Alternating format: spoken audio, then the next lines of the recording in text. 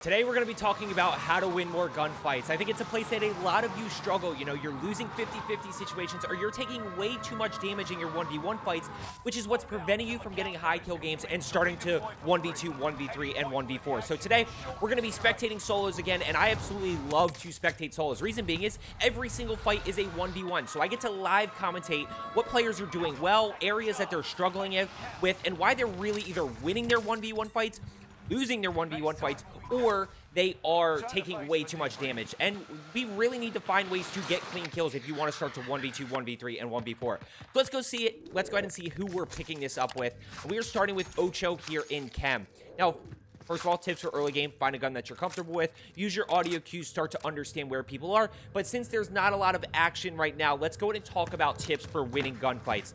Kind of three major tips that you have to do, and then kind of a bonus tip as well. You have to use aim to your advantage. You've got to hit high damage areas. That's going to allow you to start to take less damage. You've got to use movement to your advantage. And I'm talking about basic movement. By the way, one above, so he should go challenge this. Make sure you're centered. He's centered that well. He saw him push up top, and he just doesn't hit those shots. This guy's actually pretty good. Good repeat there. Now you go challenge. Now he has the advantage. I think he's right up above him. So he's going to go ahead and reposition all the way around here. By the way, I would grab that Type 100. That floor loot Type 100 is very good. So he kind of lost control now. The guy's going to have an opportunity to plate up instead of OUTNUMBERED keeping that pressure on. He had an opportunity to get the down. He didn't take advantage of it. But at that point, you got to go push and really try to capitalize while that player has no plates. Instead, OUTNUMBERED loses the advantage. And I always talk about you're either going to be pushing somebody or you're getting pushed. And when we talk about pushing players, we have the control. We have the control over what's happening.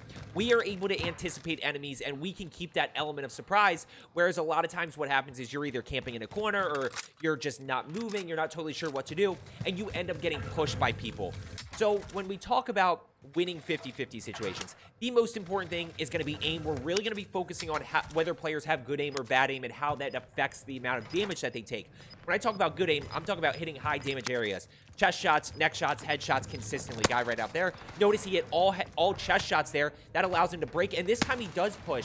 Uses a little bit of movement to his advantage. He's going to get third-partied here.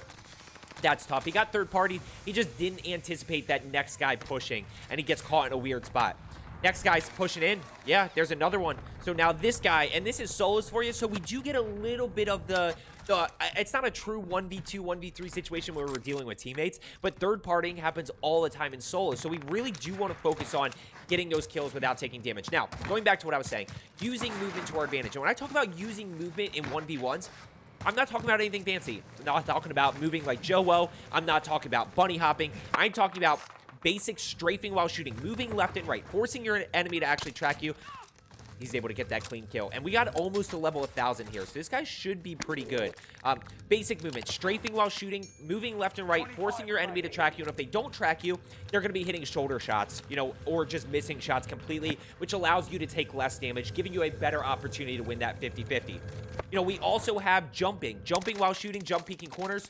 Good shots there. Super Carbine just kind of let him down a little bit. I'd be focusing a little bit more on getting loadout right here as opposed to trying to get those free and easy kills, especially out here in Chem. You know, at the end of the day, Chem is not a hot spot. If you're in a place like prison or control or headquarters, you kind of got to have a fight first mentality. But when you're in Chem, like, loot up a little bit, try to get loadout, and then start pushing.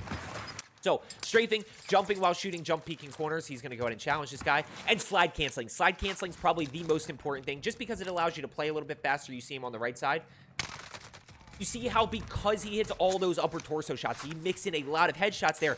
That guy gets absolutely smoked. The TTK is so fast. He quick plates, and now, yep, he's ready to go ahead and push.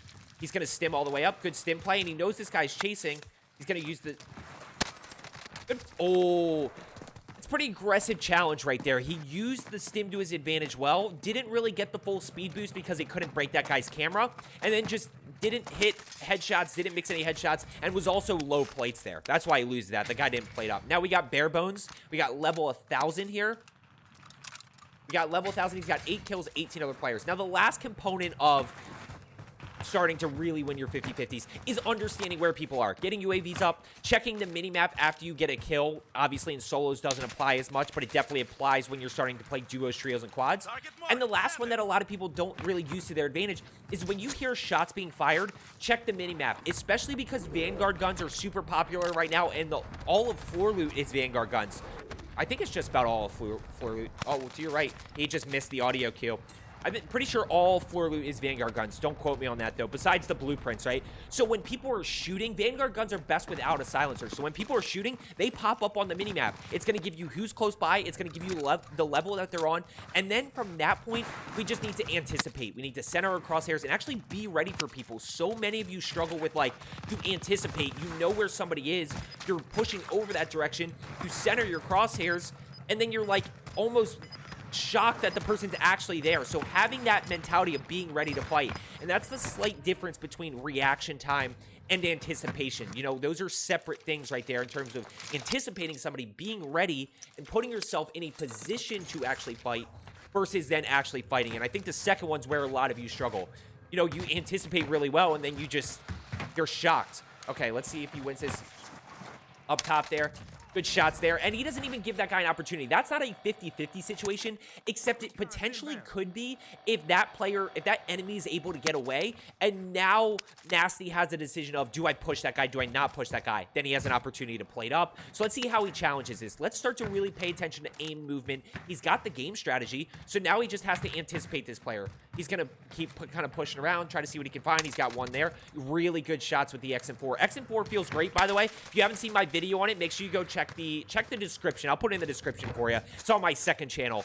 But let's go ahead and play it up real quick. If you are looking to get better at Rebirth, if you want to stay up to date about Warzone metas, if you want to know all Rebirth changes as soon as they happen, take a few seconds. Make sure you are subscribed down below. Do videos every single day. I live stream on YouTube 4 days a week. So if you want to know when I'm posting and going live, make sure you turn on that notification bell. We're on the road to 30,000 subscribers, which is an absolutely insane number to me. And I really just want to help people increase their KDs, break PRs, get more kills, have a little more fun. He's got one backside to his right. Let's see how he challenges this. Notice that little bit of movement. That slide gives him that advantage. Now, he missed a few shots there, which is why he takes a little bit more damage, but he's able to win that gunfight. And I want you to understand, in solos, this isn't as big of a deal. It's not as big of a deal if you take a little bit of damage, especially when you have a UAV up and you understand. But once we start putting ourselves in those 1v2, 1v3, and 1v4 situations, we have to be able to get clean kills, especially that first player. We have to be able to get that first kill and then use the information that we get from getting that kill to our advantage to start to figure out who's next. A lot of you struggle. Good shots right there with the XM4.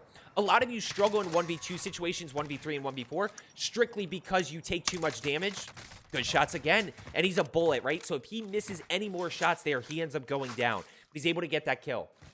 A lot of you struggle with pace of play and taking too much damage in 1v2s, 1v3s, and 1v4s. The other thing that I wanted to mention is that in solo, or in 1v1 fights, basic movement is crucial to winning that gunfight, winning that 50-50. Little bit of strafing. This guy's going to land on him. He's going to get that kill. He's got a decent game going here. 11 kills with 9 other players. Basic movement in 50-50s allow you to take less damage. Where we really start talking about advanced movement, the importance of slide canceling, repositioning, bunny hopping, and starting to really use those things strategically is once we start fighting outnumbered. Then it becomes crucial. But in terms of 50-50s and 1v1s, we're just looking to use basic movement to take less damage. And if there was one thing that I could give you advice on, work on your strafing, especially on either input, on controller or keyboard mouse, but definitely on controller because you get more aim assist. But at the end of the day, work on your strafing more than anything, as well as your slide canceling. Slide canceling is important for pace of play. Just work on your strafing. Moving left and right a little bit while shooting is going to force your enemy to actually track you. So he knows the communication tower is up above him, right? So you know somebody's up there. So I'd be in a position to go challenge. And keep in mind, pushing somebody versus getting pushed. He pushes that guy. He anticipated around that corner. Look how much damage he took. A little over a plate, right? He's able to get that kill. He hits shots. He hits upper torso shots. But more importantly, he anticipated.